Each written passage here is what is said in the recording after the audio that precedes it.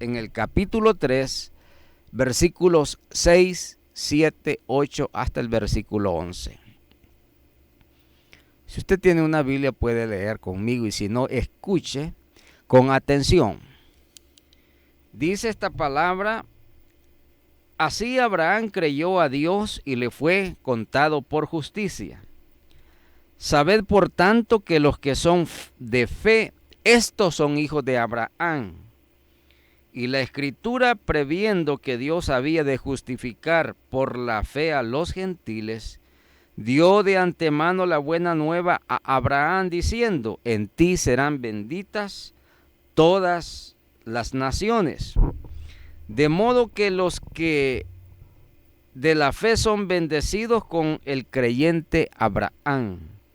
Porque todos los que dependen de las obras de la ley están bajo maldición, pues escrito está: maldito todo aquel que no permaneciere en todas las cosas escritas en el libro de la ley para hacerlas.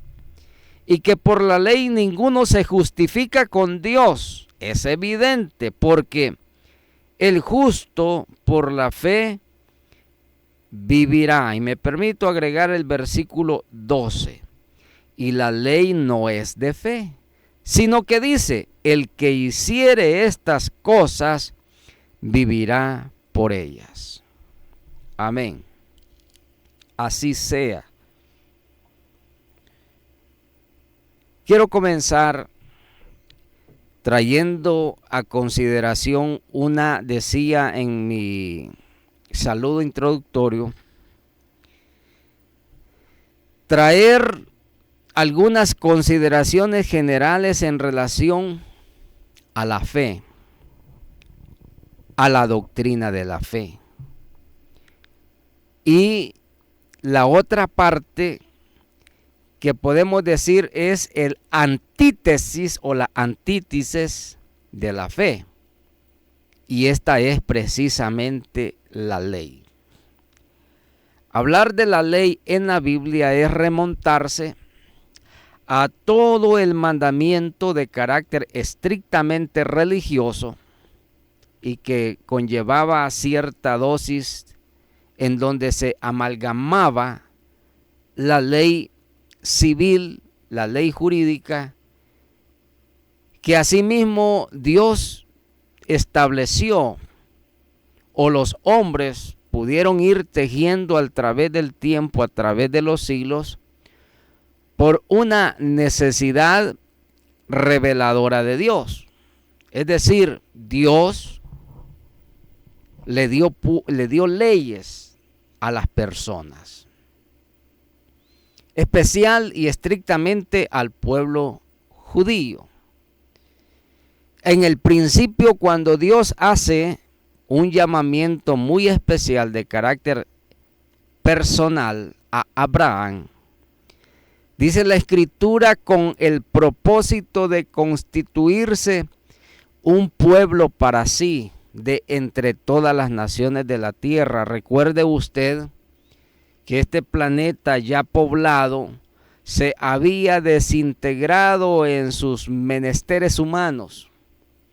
Llegó el momento en donde la humanidad se olvidó de Dios y sustituyó no solo la noción, sino el concepto, el conocimiento, la adoración y la búsqueda del Dios verdadero por dioses extraños. Esta aseveración la encontramos en la Biblia y es un concepto bastante repetitivo en el Antiguo Testamento, en donde las naciones erigieron para sí sus propios dioses, sus propias deidades. Y usted, por ejemplo, puede cotejar la historia en donde se nos cuenta cómo las grandes civilizaciones antiguas deidificaron cualquier cosa, deidificaron cualquier objeto, deidificaron cualquier animal, deidificaron cualquier objeto de culto, dice la Biblia, menos al verdadero Dios. Por lo tanto, Dios llama a un hombre, llamado Abraham. Y la historia bíblica nos dice que le mandata a Dios a Abraham: sal de tu tierra, de tu pueblo, de tu familia, de tu parentela, a la tierra que yo te mostraré, y erigiré o haré de ti una nación grande, poderosa y única. Es en ese momento cuando Dios comienza, a través de los patriarcas, a través de los profetas, a través de aquellos grandes siervos de Dios, a revelarles la ley de Dios. Y como dije hace un momento, leyes de distinta naturaleza, de carácter espiritual, de carácter religioso, si usted lo quiere tomar así, de carácter civil. Incluso en el Levítico encontramos mandamientos de carácter higiénico, de carácter político, de carácter y naturaleza jurídica además. Es decir, Dios reveló un compendio de leyes a los seres humanos. Y de hecho yo quiero decirle, es tan importante saber este andamiaje de leyes que Dios estableció, que las mismas legislaciones modernas tuvieron como fuente originaria del derecho la misma escritura bíblica.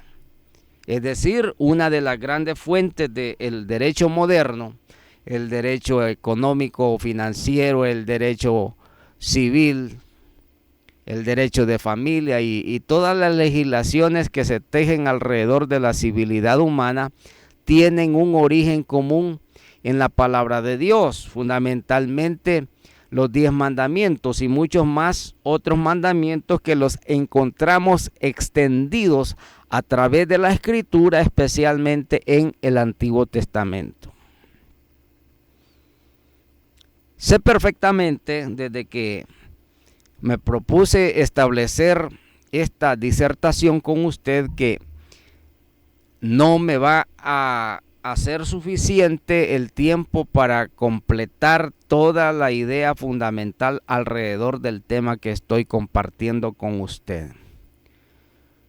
Por lo que de antemano quiero decirle, vamos a tener una segunda y quizás una tercera parte de la exposición alrededor de este tema.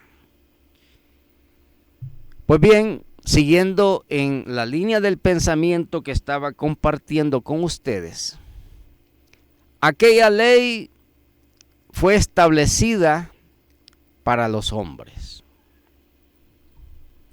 Sin embargo, esta ley o estas diversas clases de leyes no fueron suficientes para obrar la redención en primer lugar del ser humano, ni la reconciliación del hombre con Dios. Porque el propósito de la ley, en todos los términos que usted se pueda imaginar, tiene fundamentalmente un objetivo. Y es que la ley trata de conminar, escuche usted esta palabra, de conminar, que no es otra cosa de llevar al hombre a hacer algo que alguien le está demandando hacer. En este caso, la ley divina mandata de parte de Dios que el hombre tenga que hacer ciertas o tener ciertas pautas de conducta en su vida, que lo van a llevar a establecer una línea de acercamiento a la voluntad de Dios, a la voluntad divina. Y usted se estará preguntando, ¿por qué Dios estableció leyes? Sencillamente por una razón. El profeta Isaías dice, hablando acerca del hombre, del ser humano, que dada las consecuencias del pecado, y de esto hablaba un poco en el programa anterior, que cuando el pecado entró a la raza humana, vino totalmente a atrofiar su vida, su futuro. Tanto así que su vida terrenal quedó sentenciada a muerte. Pero también su futuro eterno fue sentenciado a condenación si es que el hombre no hace caso de la ley divina. Y es por eso que apareció en su momento la religión. En cierto sentido podemos decir que el cristianismo es una religión. En realidad no es una religión. El cristianismo es la revelación del Evangelio de Dios.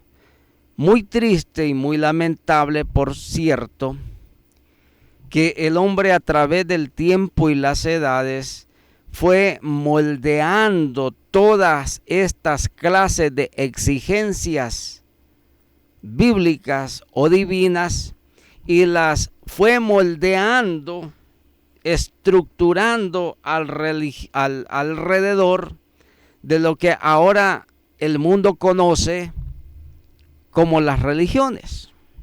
Y por cierto, las religiones se alimentan de doctrinas no divinas, sino de doctrinas de interpretación pseudodivinas. Porque me permito decir con toda propiedad, mi estimado amigo, y en esta oportunidad me dirijo a usted muy especialmente. Cuando la persona no puede establecer esta diferencia o establecer o hacer esta diferenciación entre ley divina y religión, porque este es un aspecto que muchas veces se confunde a tal grado de que lo identifican las personas con un mismo concepto. En realidad no es así. Ya dije, las religiones se han alimentado de doctrinas pseudodivinas. ¿Por qué pseudodivinas? Porque muchas de ellas, en la mayoría de los casos, han obviado el mandamiento bíblico, han obviado el mandamiento escritural. Y, escuche, le han agregado o le han quitado aspectos fundamentalmente humanos. Como por ejemplo, y quiero comprobarlo, como por ejemplo los dogmas de las religiones modernas. Los dogmas, las liturgias, no aparecen en la Biblia los dogmas ni las liturgias.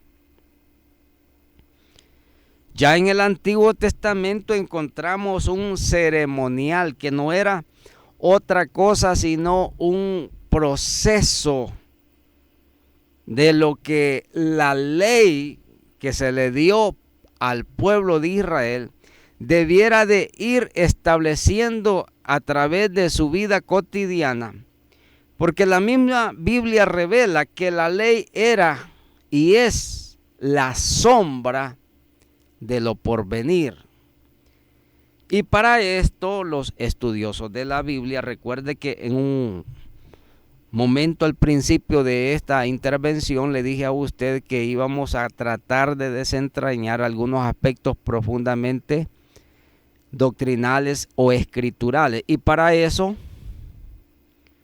me quiero valer de trasladar al conocimiento suyo que, de acuerdo a algunos tratadistas bíblicos, han podido establecer o clasificar diferentes periodos de tiempo en donde Dios ha venido tratando con la humanidad.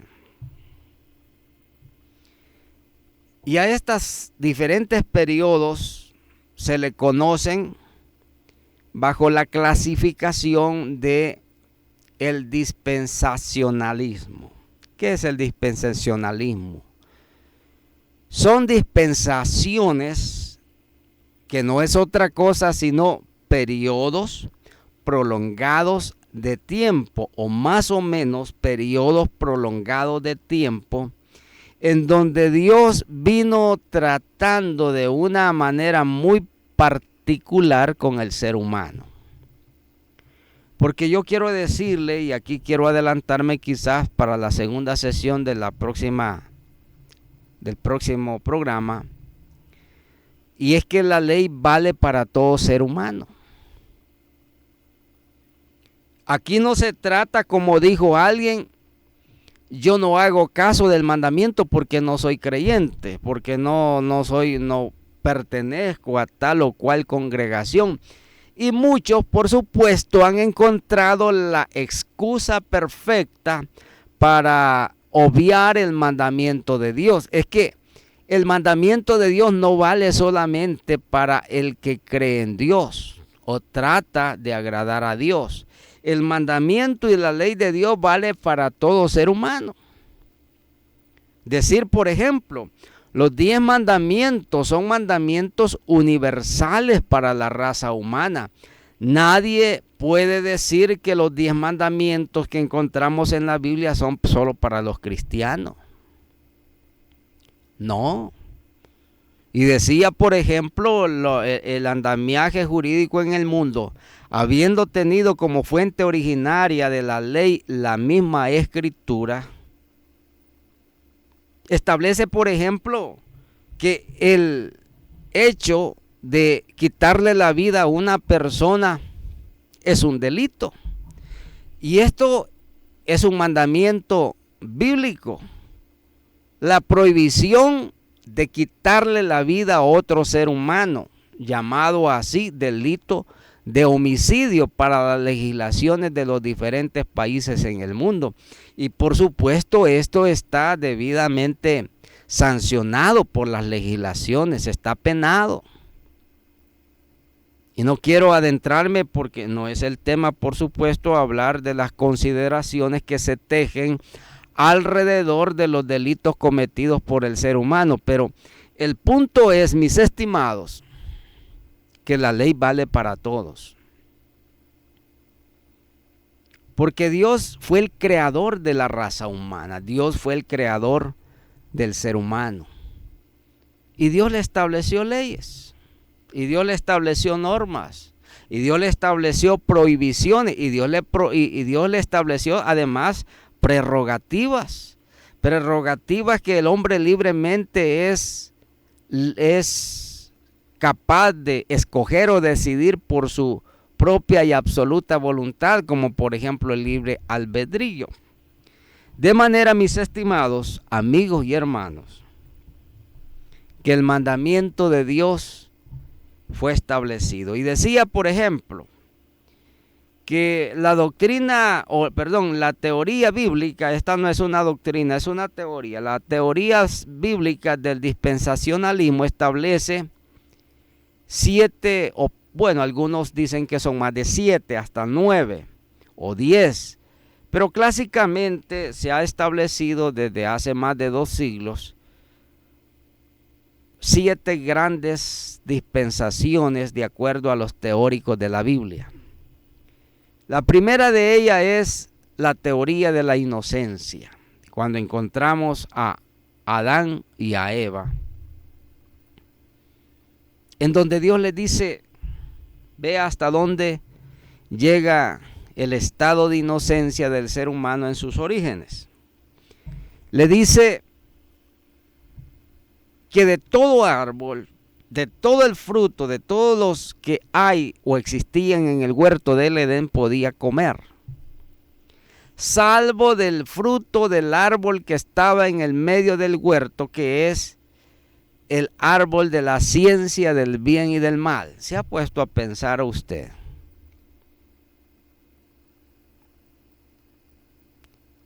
Que este fruto de la ciencia del bien y del mal, vea usted, en un principio el ser humano no necesitaba ciencia para vivir. Y vea usted hasta dónde nos ha llevado la ciencia en nuestros tiempos modernos. que la ciencia se ha vuelto indispensable en la vida de la modernidad de la sociedad. Tanto así que sin la ciencia no se mueve nada. La pregunta no es si es buena o mala la ciencia, no.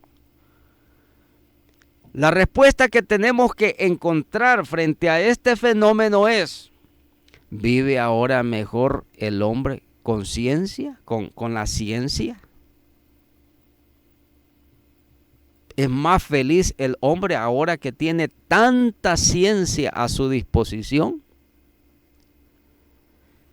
Y yo quiero decirle, obviamente la respuesta es no. Muy a pesar de las comodidades, el confort y la facilidad con que la vida para muchos se ha vuelto más factible en relación a la utilidad o la utilización de la ciencia, lo cierto es que el ser humano, la sociedad y las naciones están imbuidas ahora en problemas que hace 200 años no los tenía, que hace 300, 500, 600, 1000 o 2000 años no los tenía, porque el hombre entre más ciencia tiene, entre más desarrollo, entre más crecimiento personal, según ellos, han podido llegar a resolver muchos de los problemas. ¿Cómo no?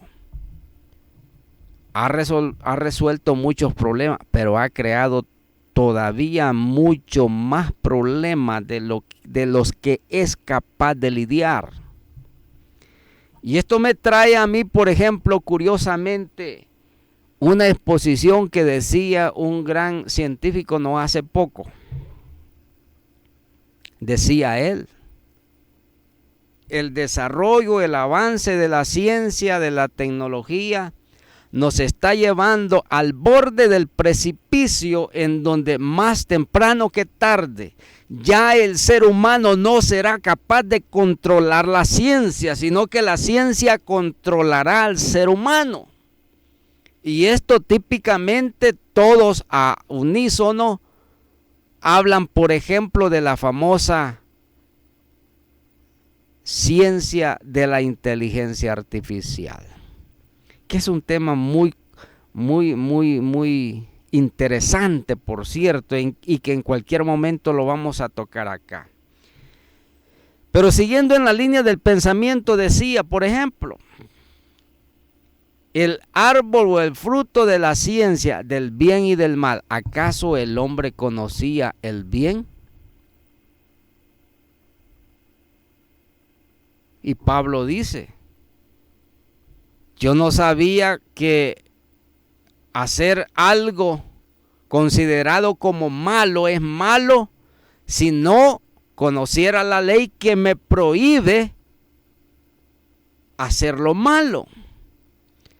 Tanto así que dice Pablo, de modo de que lo que yo no quiero hacer, eso hago. ¿Por qué?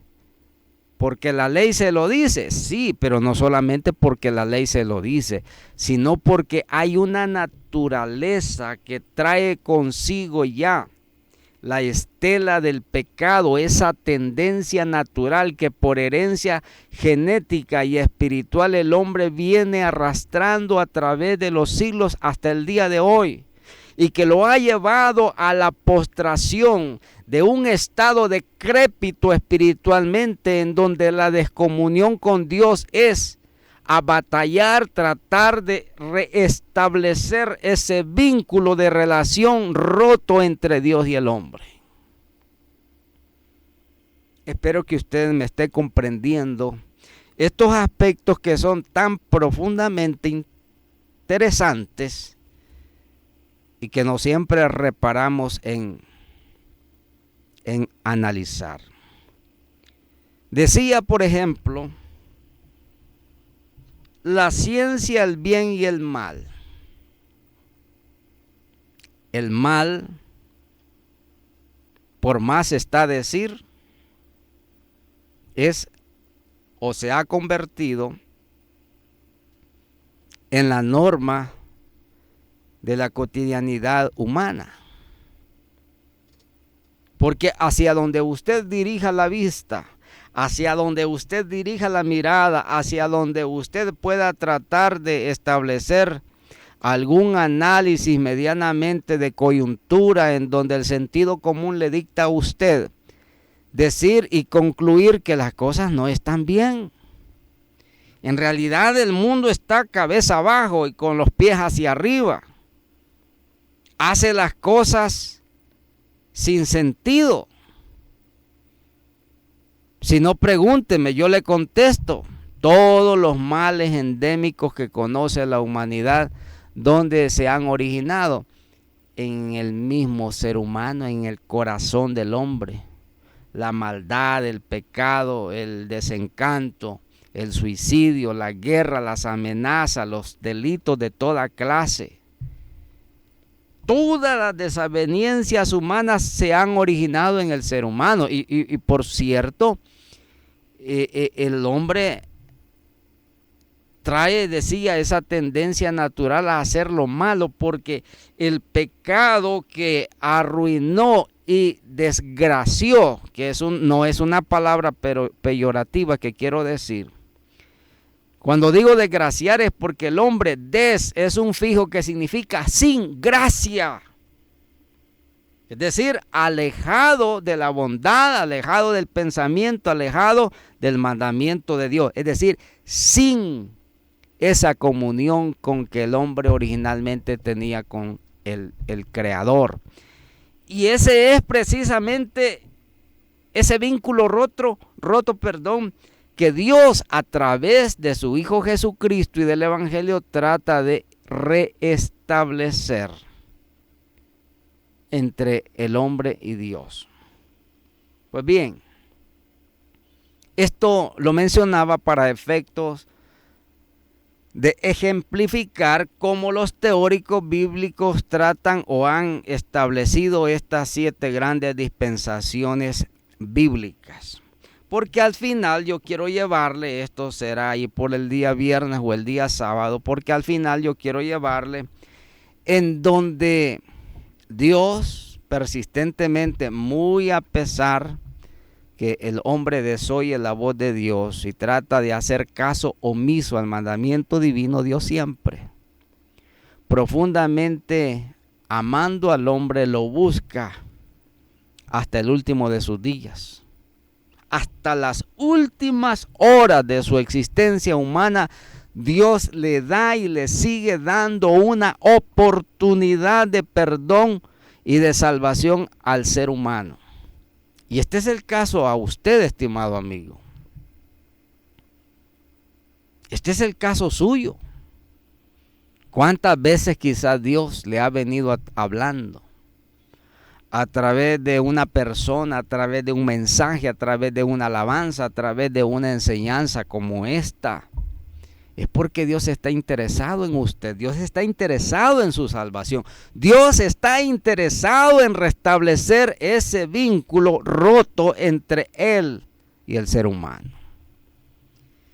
En segundo lugar, encontramos una segunda dispensación.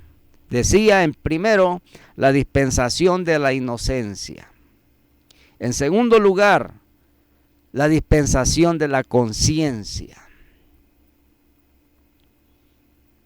Dios dotó al ser humano de facultades intrínsecamente especiales que no las podemos encontrar reflejadas en ningún otro, en ninguna otra criatura. Usted y yo no somos humanoides, no somos autómatas. Somos cuerpo, somos alma, somos espíritu, pero tenemos voluntad y tenemos conciencia, tenemos libre albedrío. Dios lo hizo y lo creó al ser humano de una manera tan especialísima que dice la Escritura, que cuando Dios creó todas las cosas, lo hizo con la palabra.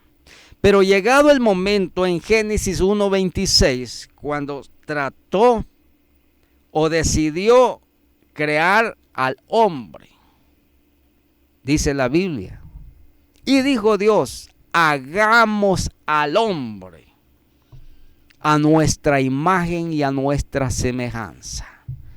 Aquí encontramos el origen de la doctrina de la Trinidad Divina.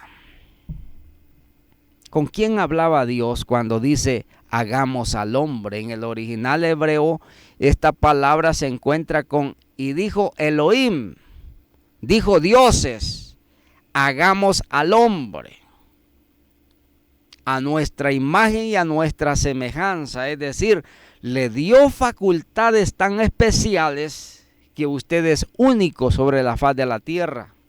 Tiene inteligencia, tiene razón, tiene racionalidad, tiene conciencia, tiene voluntad, tiene capacidad de decidir, tiene habilidades intelectuales, habilidades motrices, habilidades corporales.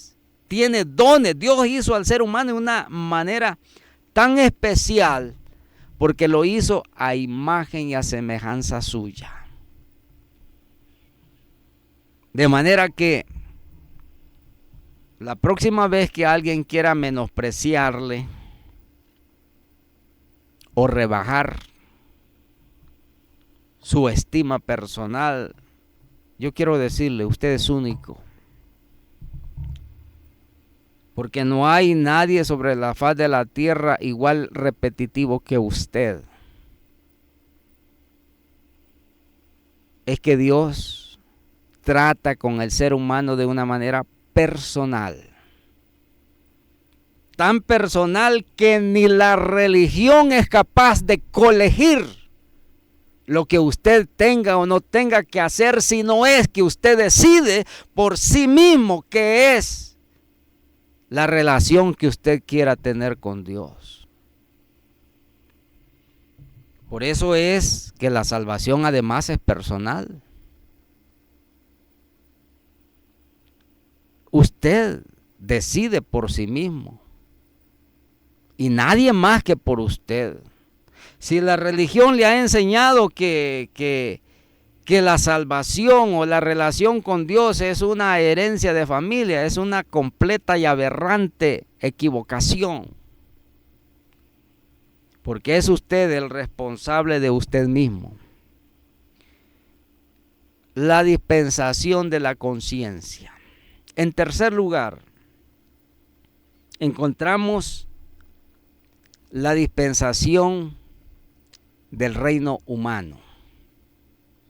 El hombre comenzó a erigir su propio gobierno terrenal.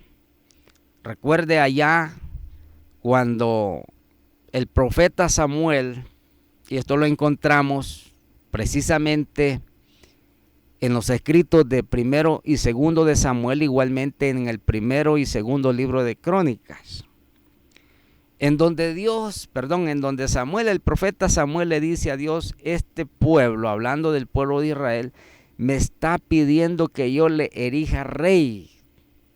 Porque los hombres quieren porque el pueblo de Israel quería tener un rey igual que todas las demás naciones. Y fíjese hasta dónde llega, no sé si es apropiado decir la tolerancia de Dios, pero es que Dios es tan especial que le respeta al ser humano. Vea, Dios no tiene idea cómo Dios respeta las decisiones que usted pueda tomar. Y cuando el profeta Samuel le dice a Jehová, le dice, este pueblo me está pidiendo rey, ¿qué hago? Porque ya no quieren escuchar al profeta de Dios que representaba la voz de Dios, ya no me escuchan a mí. Y Dios le dice, dale rey. Ellos quieren rey, dales el rey, pero adviérteles lo que va a suceder cuando ellos tengan un rey igual que todas las naciones de la tierra. Y allí comienza la dispensación del gobierno humano. Y desde entonces hasta el día de ahora, escuche, y con esto voy a cerrar porque el espacio se me terminó el tiempo. Desde ese día hasta ahora, todos, y escuche esta palabra, todos, absolutamente todos los gobiernos de la tierra han sido un total fracaso. No existe ni ha existido un gobierno humano que no sea propenso al fracaso. Porque el hombre naturalmente, trae la de perder, su tendencia al mal, su avaricia, su orgullo, su vanagloria. Y todos esos males, esa hinchazón de orgullo que el hombre nace consigo mismo y que lo hace propenso a desencadenar toda clase de mal sobre la faz de la tierra. Y si usted cree que estoy exagerando, revise la historia. Revise la historia. Cómo los gobiernos en el mundo siempre han terminado en mal. Desigualdad, injusticia social, injusticia económica, injusticia de la vida civil, injusticia financiera. Todos los males que usted se imagina muchas veces son originados desde las altas esferas de los gobiernos. Y esto me abre suficiente espacio para establecer un paréntesis y compartir con ustedes alguna clase de exposición en relación al carácter de la sociología política que viven las naciones. No es el caso, quizás en otra ocasión. Pero en esta oportunidad yo me voy a quedar hasta aquí. Estoy comenzando y estoy viendo de que ni 2 sesiones más, quizás 3 sesiones más vamos a ir avanzando y abordando este tema que considero es importante que usted lo considere conmigo. Por ahora me suscribo de usted. Muy atentamente, gracias por su atención. Dios le bendiga y será hasta el próximo viernes, Dios mediante.